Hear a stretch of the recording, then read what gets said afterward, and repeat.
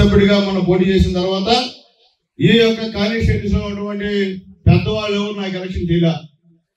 అందరూ ఓడిపోవాలని ఖర్చు పెట్టినోళ్లే. 2000 కూడా పంచిన పరిస్థితి గూడూరులో అయితే నేను ఓడిపోవాలా, నా వార్డులోనే మెజార్టీ రాకూడదు అంటే నాకు అర్థం కాని పరిస్థితి. కానీ మీరు పేదవాళ్ళు, మధ్యతరగతి వాళ్ళు మీరందరూ కూడా నిజాయితీగా నా వైపు నిలబడి నాకు గెలిపించారమ్మా. నేను ధైర్యంగా చెప్తా, ఐడియా వేసుకుంటే గొప్ప వాళ్ళు ఎవరు కూడా నాకు ఓట్లు వేయలేదు, నాకు చేయలేదు. నాకు ఓట్లు వేసింది నా పేదవాళ్ళు, నా మధ్యతరగతి వాళ్ళే. మీ అందరి దయవల్లే నేను గెలిచా, అంతేకాని ఇంకో దయవల్ల నేను గెలవలా. నా దగ్గర పనులు చేసుకుని నా వల్ల కోట్లు సంపాదించిన వాళ్ళు నన్ను మోసం చేసి నన్ను ఓడించాలని చూసిన విషయాన్ని కూడా మేము తెలియజేస్తున్నా. అయినా నేను గెలిచా, వాళ్ళ డబ్బు పనిచేయాల, పేదవాళ్ళ ముందు మధ్యతరగతి ముందు. కానీ ఈరోజు గెలిచాను కాబట్టి చింతవరంకి వచ్చా. ఎందుకు వచ్చానంటే ఇక్కడ ఎంతో మంది పేదవాళ్ళ భూముల్ని రకరకాల ఆక్యుపై చేస్తున్నారు.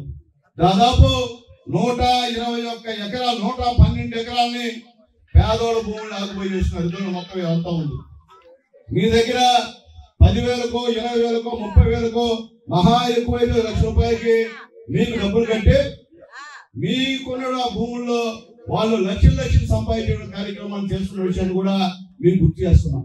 నేను మళ్ళీ చెప్తున్నా, ఇవన్నీ కూడా సర్వే నంబర్ 811, 996, 997, 998, 809, 909, 995, 805, 972, 810, 814, 999, 806,